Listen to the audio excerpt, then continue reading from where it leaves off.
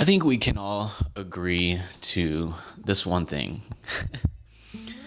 that generally speaking, life is pretty chaotic. There's some sort of chaos that we experience whenever we pursue a bigger life for ourselves, or a new path, or a new career, or a new endeavor, whether it be for YouTube, creativity, Instagram, video content. Whenever you're embracing something new or learning something new, it's going to feel chaotic. If you can learn to embrace the chaos and become friends with it, you're going to experience a lot more growth. You're not going to be afraid of new things, and you'll realize that what makes life beautiful is the chaos in a weird way. And I'll explain that more in detail later. But as you can see, or if you follow along the channel, you have never seen this room before. And that's because I'm in Philly right now visiting a friend. And I want to tell you a story yesterday. Oh my God. So yesterday, I had my flight at 7:20 a.m. So I had to wake up at 4:30. I woke up a little late, went to drop my car off at a friend's house, and then caught an Uber to the airport, right? I get to the front line and I'm going to print out my checking or my boarding pass in the little computer. I'm having trouble printing my ticket for some reason. And come to find out, one of the ladies, who wasn't very nice, told me that there was a flight delay and that's why I couldn't print my boarding pass, which makes no sense. Like, I should still be able to check my bag and put it on the plane. Come to find out, after going to a different line and waiting and really just living life on the edge a little bit, man, there was a moment where I was like, should I freak out right now? Am I about to miss my flight? So I get to the front desk after about a 15, 20 minute wait. I'm just like, this is kind of crazy. Like, I don't know if I should be freaking out, but I'm just going to choose to stay calm. I get to the front desk and I asked the lady, like, oh, is there a flight delay? Because I was told that there was a flight delay and that's why I'm standing here waiting when I should be in TSA, getting my stuff checked and moving forward. She's like, oh, let me look into it. And this is Southwest Airlines. I really like Southwest, so they were nice. So it's really just the airport people who are just like rude. But anyways, I'm talking to this lady at the front desk at Southwest, and she's like, yeah, there actually is a flight delay by 2 minutes. I'm like, are you fucking kidding me? 2 minutes and I couldn't get my boarding pass because a flight was delayed 2 minutes. So I'm like, okay, whatever. So I finally get onto the plane and it's a pretty smooth ride. Go back to sleep, and eventually I land in Atlanta because I had a layover. In between the layover, I thought, you know what? Let me go get a coffee from Starbucks and try to be productive on this flight. God. So I get on this next flight, and I have my coffee with me and a little banana and walnut bread pastry so that I could enjoy it with the coffee. Devoured the little banana walnut bread, but whenever it came to the coffee, I was struggling because I was still really, really tired from not getting a lot of sleep. Waking up at 4:30, I think I went to bed at like midnight because I was just last minute scrambling. I'm always trying to like get enough sleep before an early flight, and it never works out. So I'm working on that. So I'm on the plane with my coffee. I'm not drinking a lot of it because I'm tired, and I'm thinking to myself, like, why should I drink a coffee if I'm tired? It's kind of like contradicting each other. So I pull open the little thing to like set my coffee down, and I'm dozing off. The whole time I'm like, should I just leave the coffee in the little cuppy hold? Is it gonna be stable enough, or will it fall? Like, should I put my hand around it just to provide some further support, just in case like we run into some turbulence or something? So I'm dozing off. Next thing I know, I'm asleep, and I'm like this. Every time I fall asleep on the plane, I'm always like that, like with my mouth open. It always happens, never fails. Next thing I know, my hand just like goes like this, and I spill the fucking coffee. Oh my God, it was so fucking embarrassing. And I remember waking up to the sound of the cap busting open and coffee just pouring all over the guy next to me. I felt so fucking bad because I didn't really drink much, and I felt like such an idiot because I shouldn't have gotten the coffee in the first place because I knew that I was still tired. And every time that I try to get work done on the airport, it just doesn't fucking work. I struggle being productive on the plane because I just want to go to sleep. Something about the noise and just being in that chair just makes me want to go to sleep. So I spill the coffee, and I'm like, fuck, no, please let this be a dream. This is not real. and it's all over the place, like all over the guy next to me. He's got the coffee in his little stand. Thank God he didn't have his laptop out, because he did prior to this. So I was in the aisle seat. A man in his 50s was in the middle seat, and then his wife was next to the window.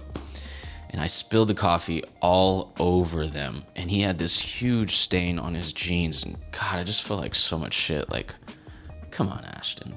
Come on, bro.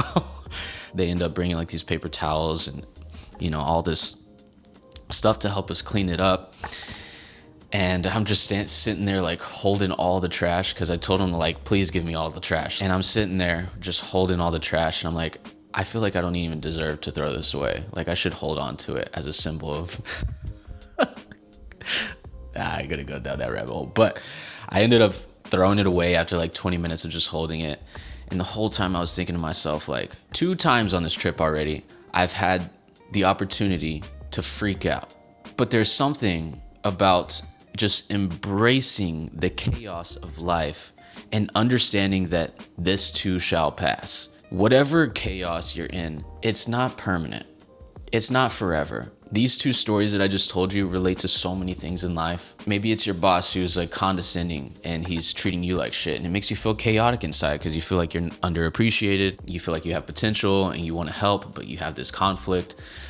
That's one scenario. There's also just like the chaos of creating content, talking to a camera and finding the ability to be comfortable on camera so that you can express yourself.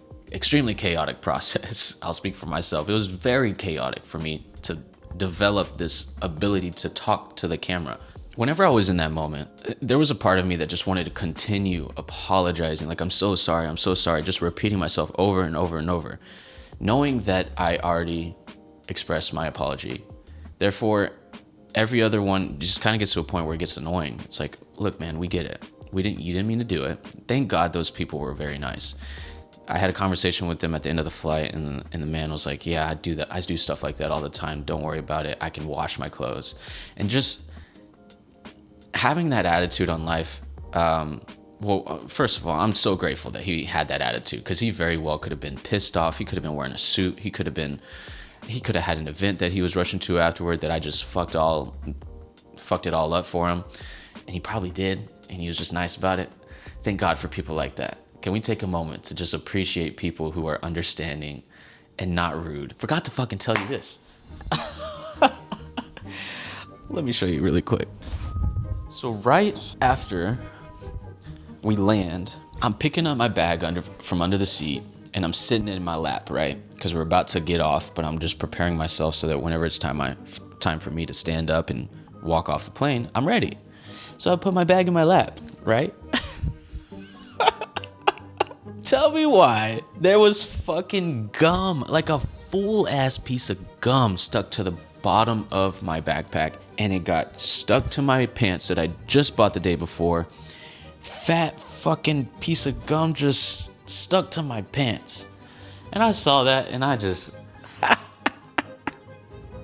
really told the guy next to me, I was like, yeah, I probably deserve that. Big fucking lime green gum. Can you see this? This is a residue that I still need to clean off. Look at that shit. That's maybe like 1/10 of what it was. So all this to say, yesterday was pretty fucking chaotic, and I'm grateful for it. You know why? Because it reminded me that life inevitably is chaotic.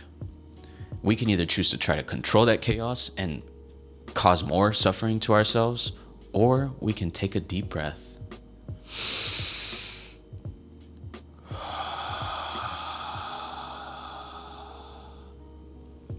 and realize that this too shall pass. And what's funny about chaos is it makes for a damn great story, doesn't it?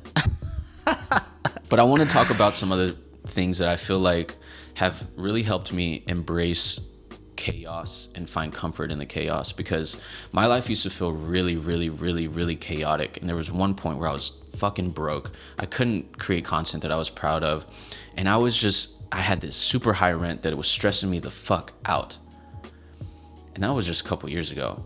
My life felt so chaotic, and it wasn't until that I decided to stop trying to control everything, that things got better. It's very counterintuitive how this works. But I remember my life was so chaotic, and I felt like I was trying everything to solve these problems and nothing was working. And so I was feeling even more chaos in my life with my career, with just relationships. It was feeding into everything. It was a tough time. I remember vividly this one walk. I just went on this walk one morning, and I was feeling so like stressed out. I was like, I need to go on a walk. I decided to leave my phone in the house or my apartment and to just focus on being present. Something about that, man. Just focusing on each step. I remember walking around my apartment 3 times. And each step I was like, I just felt this like sense of peace, and I started practicing gratitude. Like, yes, my life sucks right now, but man, I'm able to walk right now. I'm able to move my limbs. I'm able to experience nature and move my body. Like, what a blessing. And it's funny, man. The moment I stopped trying to control shit, opportunities just started popping up out of nowhere. Gigs would pop up. Prospects would be interested in my services. I think there is something really powerful about practicing presence. Also, a side note, I haven't eaten much today, so I'm like super shaky. It's probably coming out in my dialogue, but fuck it. My buddy is out walking his dog. I forgot to tell y'all about my buddy. So I'm in Philly right now, visiting one of my best friends from high school. We grew up together, and I haven't visited him in a long time. Before I moved to Austin, I used to come visit him when he lived in Austin because he was going to UT at the time. And now he's practicing law, and through that, he's like living in New York, DC, and now he's living in Philly. I just met his dog yesterday for the first time ever. His name is Bleeker. He keeps humping me, bro. Humping you? Buddy, no. Yeah, he going in, bro. Let me see. Shit is hilarious. And he's a fucking cutie. He's the cutest thing ever. So anyways, right now he went to take him on a walk because they went to go to a groom to get his hair cut a little bit. His hair is the fucking cutest thing ever. He has the cutest little haircut. I'm kind of mad that he's going to cut it because it's so cute. I don't know what it's going to look like. Right now it's cloudy. It's not sunny in Philadelphia. Not right now. But yeah, man, there's something about all of those events yesterday. I was feeling just all over the place. I was starting to feel homesick in a way because I was just seeking comfort. But just so that I make my point clear, there are things that you can do to help embrace the chaos. Because it's one thing to say like, oh yeah, my life is chaotic, I'm just gonna not control it. But you're still gonna feel that anxiety inside. So what are some tangible things that you can do to alleviate that anxiety and embrace the chaos?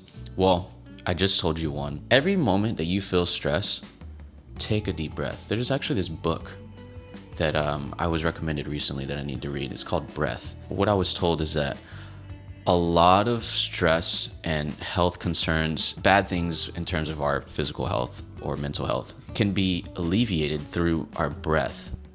And I think that is true in my experience because, one, I just told you about yesterday how it helped me through that. Whereas in the past, if I didn't know about about meditation and just taking a deep breath and learning to just not control things and to detach from my thoughts and whatever, had it not been for that mindfulness practice, I think I would have flipped out yesterday and really just like lost my shit.